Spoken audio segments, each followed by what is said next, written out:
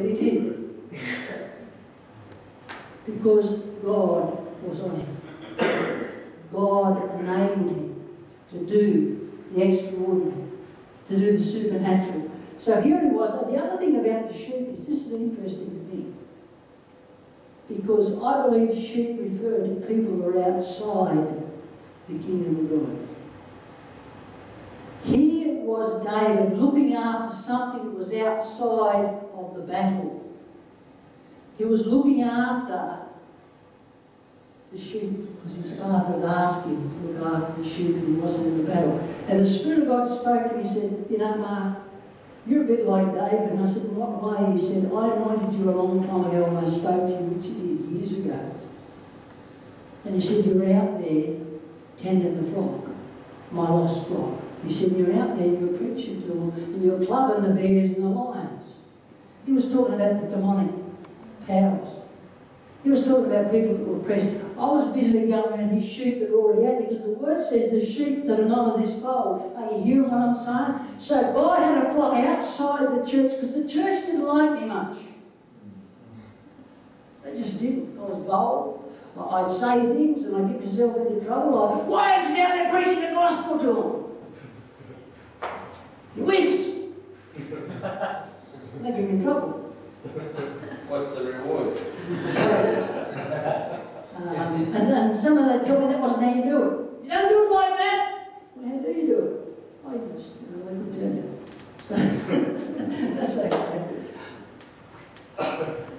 So the people outside, so he looked after the sheep. So that's good. But see, then he went to the king, and the king said, I'll give you my armour. Put it on. Now imagine David, the Bible says he had a little ruddy fellow with a red face. And then the Bible tells us that Saul was a big dude. He was a head and shoulder above everybody else. So can you imagine little David trying to put the gear on? And he never fought in his gear before. And often we can't. David didn't need the gear. He didn't need the reputation. He didn't need anything because he already had it. He had the anointing. God was on him. He had the anointing on him. He didn't need anything else. So he went out and he fought Goliath. He yelled back at him. Goliath, come with me sticks and stuff. I'm going to make a mess of you, boy, you know. Like normally most of us would freak out and run away and hide. Why wasn't the people of God going after? Because they didn't have the anointing. What would have happened if King Saul had gone out? He'd been killed. What happens if another man in those ranks had gone out? What would happen? They would have been killed. So God's talking about this stuff because I'm a bit frustrated because I'm constantly wanting to see the people of God go outside of the church. And we get great speakers that come in and they stir up the body of Christ and they get us all on fire, and then there's nobody going out. It's not bad. I said, God, what is this happening for? Why does these people come in, they stir everybody up and everybody say, yeah, let's say the gospel! Well, they get like that. And they go like that for a few weeks, they all talk amongst themselves, wasn't it great? Yep. And then you find out what's happening in the city, who got saved. Who went out to skate parks? I didn't see us out there. And who went down to Terrigal and preached on us? Didn't see you out there. And God said, it's okay, Mark. Because they haven't got the anointing to take them out. I started to get a revelation, I began to understand. They're not going to go out there because the anointing for that isn't on them. You understand? Their anointing is to pastor, or their anointing is to teach, or whatever it is. But their anointing is to lead the people of God out there. And if actually they did, they're going to get damaged and they're going to get hurt. You understand what I'm saying? They have a role, they have a function, they have anointing, they have the Spirit of God on them for a function. And when we as the body of Christ get stirred up, we need to be looking for the man of God or for the woman of God that's anointed to go and take the Goliath on. You know, you need to look and see where the fruit is. You need to look and see where it's happening. You see, if you look and see at the church leaders and they're not taking you out there, that's okay. That's not their call.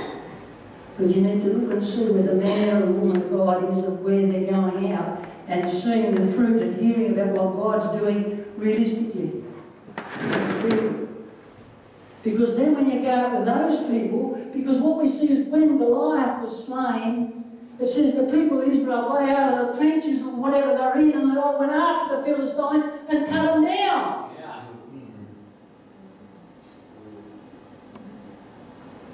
They beat them. But you see, here's God. It's always God. See, God. It's God on David at work, doing the work through him. There always has to be a physical presence. And God's talking about, there's been a lot of prophetic words that have been said. Were said about Terrigal. A lot of prophetic words have been said about the Central Coast. A lot of these things have been said, but it has to be an act. There must come a time when it's fleshed out. You see, it was prophesied about Jesus that would come. I was talking to a certain person that's in the room tonight, and they know who they are, about that last night. And I was trying to give a bit more insight, and she shared something with me, and that was just what I shared then. But see, physically, it was prophesied about Jesus, but he physically had to come, and he had to die on the cross, didn't he? Okay, so we hear all these prophecies about revival coming to the Central Coast, and this is going to happen from the Central Coast, and that's going to happen. Everybody gets all excited. It's got to be fleshed out. Jesus stood up before the people and he read it out. He said, "The Spirit of the Lord is upon me, because he's anointed me." What? To preach good news. What else? Set the captives free. So he was declaring, I'm he, I'm anointed, this is what I've come to do. I'm going to really bold you tonight. I'm going to say the prophecies and the prayers that have come, I'm fleshing it out. You want to know how? I'm out there and I'm doing it. So the prophecies that God said and God's spoken, he's chosen someone and he said, bang, boy, you're got it, out you go. So that's what I did. I'm just doing what God had already said he's going to do. All the prophecies, all the stirring up from the people that come through, from the prophets to the other evangelists that have come through this city and said this, thus and so. Some person has to flesh it out. It can't be just floating up there in the air. You see, this is where the connection comes. This is where the rubber hits the road. It's got to stop being talk. We've got to start saying, you know those prophecies that have been said over this city about salvation? You know these prophecies that have been said about the move of the Spirit of the Central Coast? We want to tell you, it started already. I don't know of anybody that's gone out to skate parks and praying for people for an hour and a half and watching people fall down under the power of God and get healed and get delivered, which we saw. And which I see at Terrigal. I don't know if it's happening somewhere else. Someone come and tell me. But we've got to get real, guys, and we've got to say, listen, the fact is, it's being fleshed out right now. And if it's being fleshed out right now, there's a challenge to the body of Christ. Are you going to get on board? Are you going to get on board? Because God's here. And he's moving on the Central Coast. You've got to decide whether you're going to get on board with God. He's not asking the church, he's asking the body of Christ. He doesn't lead, God doesn't lead the denomination, he leads a body of people. That's who he leads. He doesn't care what your church background is. He's looking for men and women that will get out in the harvest and help bring it in. He's looking for those labourers that will join with him to bring the people in. So every time some prophet comes and he brings a word to you, or you hear another prophecy about what's happening or a revival on the Central Coast, ask yourself the question, where's it being fleshed out? because they'll come in and they'll tell us the Word of God and then they fly out again. So it can't be them. Listen to what I'm saying. Because I've got to start to talk to you real. Because some of this has just been fantasy for too long. Some of this has been too idealistic and it's been all floating out there in the nebula and it's never going anywhere. Because it hasn't been fleshed out. They come. If they were the anointed that was to stay here and lead the revival, they would stay. They're coming in to stir up the body of Christ, to get them ready and motivated and stirred up so I get on board with what God's doing. That's why He sends them. As I kept saying, God, why? He said, I'm preparing me to stir up the body of Christ so they'll look. And so they'll see that these people come and then they leave to go and do what else God has called them to do. And that's not wrong. That's their calling. But the body of Christ as a whole has not been interested in the harvest. The body of Christ as a whole has been intimidated by the world. There's been a big Goliath out there that's gone roar, and the people in the church are just going whoop. And the world's been roaring in the church on the Central Coast, and everybody's been pulling their head in. Well, I'm like David, I've had enough. It's not going to intimidate me, and it shouldn't intimidate the people on the Central Coast, because God's already spoken about what He's going to do, and I'm mad as hell now, not at you guys. Please don't hear me when I'm like this. I'm just fed up. I'm fed up.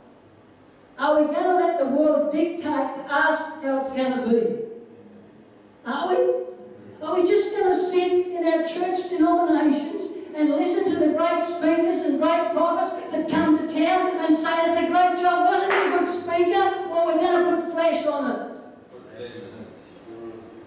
We're going to say, right, we're going to get involved with what God's doing here and now. We're going to get involved because we're hearing testimonies about what God's doing now on the Central Coast, about people getting saved. We've seen it down at Terrigal. We've seen it on the skate parks. I've seen it when I've gone to other places. But I'm telling you, God wants a harvest on the coast. So you can invest your time, you can invest your money in whatever you like because you're free to do that. But I would say to you, get on board with what God's doing. Get some insight into the anointing. What's God doing? What's He doing? Where's He working? I need to yoke myself with what Father is doing on the Central Coast. I need to be with the person that's going to take me and lead me out there because God's leading them, because that's where the victory is. You know, I'd have followed David if I was in the trenches and he went out there and killed the big turkey. I'd have gone out after them other fellas too. Didn't God good? He sent someone else out there to put his neck on the chopping block.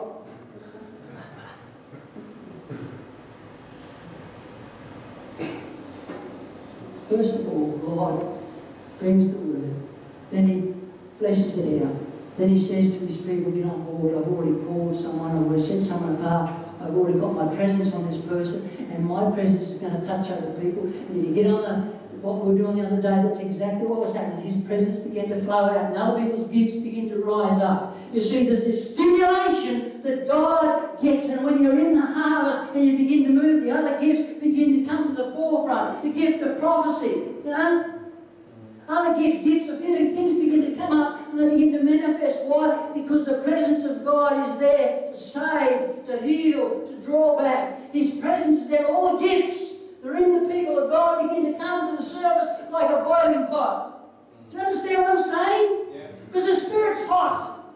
He's bubbling away all the time. He's bringing to the service the things of God in you. The gift of God in you. He's bringing it to the service because His heart is for the people, the lost, the flock of His that's already out there that haven't yet come into the fold. Amen? Cool air.